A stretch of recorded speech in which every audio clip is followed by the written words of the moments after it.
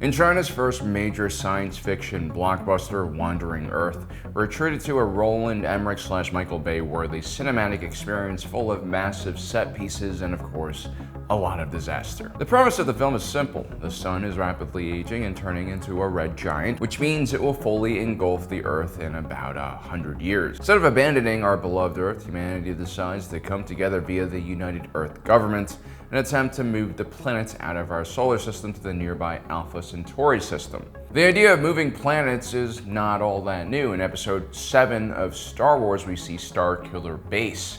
This is a massive giant death laser attached to a mobile planet. But is Earth actually capable of this kind of feat? That's what we want to take a look at today. I mean, our sun won't run out of fuel for at least a few billion years, so the whole red giant scenario is unlikely to happen in the next 100 years, but what if something else happens, like a massive comet or some kind of unavoidable cosmic danger like a rogue planet runs into our solar system? Or what if we just want to move the planets a little further from the sun to offset the whole global warming issue? So let's take a look just how feasible these world engines are from Wandering Earth.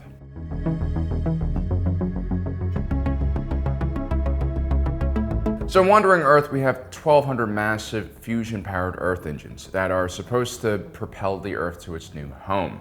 These are all located in the northern hemisphere. Then, around the equator, we have a ring of even larger engines in an unknown quantity known as torque engines. These are fired first in order to stop the rotation of the planet. Fun fact, did you know when China built the massive Three Gorges Dam, the shift in water mass caused by the structure slowed down the Earth's rotation by 0.06 microseconds and made the Earth a bit more rounder at the equator and flatter at the poles.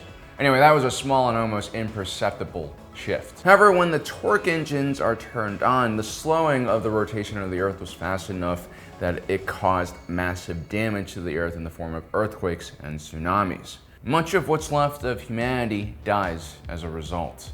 And as the planet moves further away from the sun, the individuals who remain are forced into massive underground cities built underneath the engines. Soon, the surface of the planet is frozen over. Now, before we tackle on whether humanity has the industrial and technological capability of building something this large, a word from our sponsor for today's episode, NordVPN. Thinking about hypothetical world-ending situations is fun, but we face real-world dangers on a daily basis, especially on the internet. Advertisers, for instance, track our every movement online in order to build an online profile to target us with goods and services they think we want to buy, not taking into account whether these products are actually good for us or not. NordVPN protects your identity anytime you go online. All of your activity is rerouted through one of their secure servers across the world. This makes it a lot harder for advertisers to take advantage of our buying behavior and impulses. This VPN also has the added benefit of getting around censorship and also regionally locked content on streaming websites.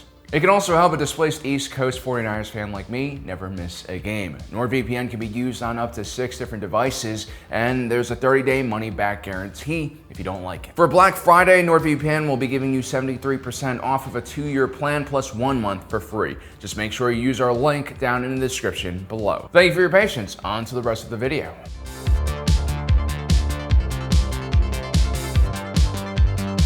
First, we need to calculate the actual construction cost of these engines because the sheer amount of material used here might be out of our reach. So let's take a closer look at these giant fusion-powered world engines. They're supposed to be 6,000 feet higher than Mount Everest, which means the world engines are around 36,000 feet or 11 kilometers in height, and at their base, these engines are 30 kilometers in diameter.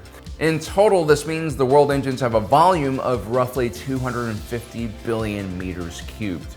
Humanity's tallest construction today, aside from the gigantic ice wall built by NASA to keep us from falling off the edge of our disk world, is the Burj Khalifa. This is a 2,717 feet high structure with an estimated volume of around 1.5 million cubic meters, which means 166,666 Burj Khalifas could fit inside of one world engine. Now, the Burj Khalifa used 800,000 tons of concrete and 39,000 tons of steel rebar for its completion.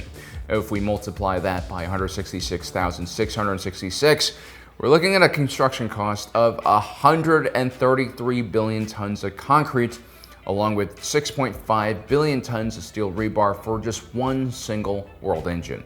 The entire world only creates 5 billion tons of concrete and only 2 billion tons of crude steel a year. It would take 25 years to get enough concrete and 3 years to get enough steel for just one world engine. And in the film, they need over 10,000 of these engines to propel Earth out of the solar system. Unless we've started mining asteroids or other celestial bodies, we might not even have enough resources on Earth to build such massive structures, let alone the manpower and machinery to actually build these things. There's also a problem with this world engine design. I mean, world moving engines need to be quite massive, and more importantly, they'll need very tall exhaust outlets. Whatever you're using as a propellant needs to be launched out of the atmosphere. Otherwise, if you're just shooting it back into the atmosphere, it's just gonna get trapped in there and you're not gonna generate any kind of movement. At the same time, you also don't want that toxic exhaust coming back into our atmosphere, making our planet even deadlier to live on. You'll most likely need an exhaust pipe that can clear at least the high troposphere, which ranges from 6 to 20 kilometers above the planet's surface, which the wandering Earth engines seem to do. But in reality, you might need something even taller to get more efficient propulsion. You might need something that can reach into the upper stratosphere at 50 kilometers. So clearly our civilization would not have the time to build even one gigantic world engine to move us out of the way in time. So this is probably not going to work at all.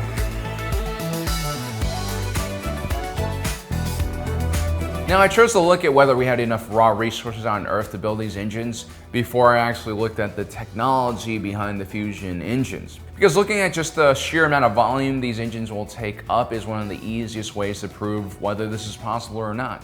I believe that humanity would actually look at other solutions and most likely come to the conclusion that abandoning our planet is our only choice. I mean, the Wandering Earth project itself is devastating to whatever humans were left after the initial natural disasters. When they turned on the torque engines and eliminated the rotation of the Earth, it ended up killing billions of people thanks to tectonic activity and tsunamis. Also, some other factors to think about if we're leaving our solar system is our moon is still going to be rotating around us as well. And the moon's gravitational pull heavily affects wave height and also tectonic plates and will probably create further natural disasters. Then there's the trip to Alpha Centauri itself, which is 4.3 light years away. It's supposed to take 2,500 years. That's 500 years accelerating, 1,300 years cruising, and then another 700 years of slowing down. If you have the capability of constructing massive mountain-sized engines, why not just build large sleeper ships or generation ships? If Earth had an orbital shipyard that built space-worthy ships that didn't need to land or go into atmosphere, we can significantly increase the size and complexity of the things we build without having to worry as much about weight constraints. This seems like a far more feasible idea than the Wandering Earth project. On top of that, why move to another system in the first place when you could just gradually move the Earth into a new orbit when the sun expands? This star system that's 2,500 years away might not pan out for humanity, so why take such a huge risk and such a long time getting there? Ultimately, this is a Chinese state-approved sci-fi film, and it has some very transparent messaging. It's all about global unity, which I think is great, but we have to question how the humans of Wandering Earth came up with such an absurd plan in the first place. The clear answer is that most likely the EUG is supposed to operate in a similar fashion to the Chinese Communist Party, without any checks and balances and no real democracy or exchange of ideas based on merit and feasibility. In a lot of ways, the Wandering Earth project is ridiculous, and it's the same type of infrastructure plan an authoritarian dictatorship with a lot of resources would create, kind of like the One Belt, One Road initiative. These are lofty, gigantic projects with foolish ambitions that are designed to distract the attention of the local populace so that they can't focus on all of the terrible things that the authoritarian government in charge is doing. What you really want is an actual plan that's created from knowledgeable scientists and experts on the matter. So there you have it, guys. That is our analysis on these fusion-powered Earth engines. Let me know in the comment section below what you think. Also, don't forget to subscribe and hit that notification button down below so you don't miss out on the rest of our awesome content. As usual, thanks for joining us today. My name is Alan, reminding you that life is a movie and you are the protagonist.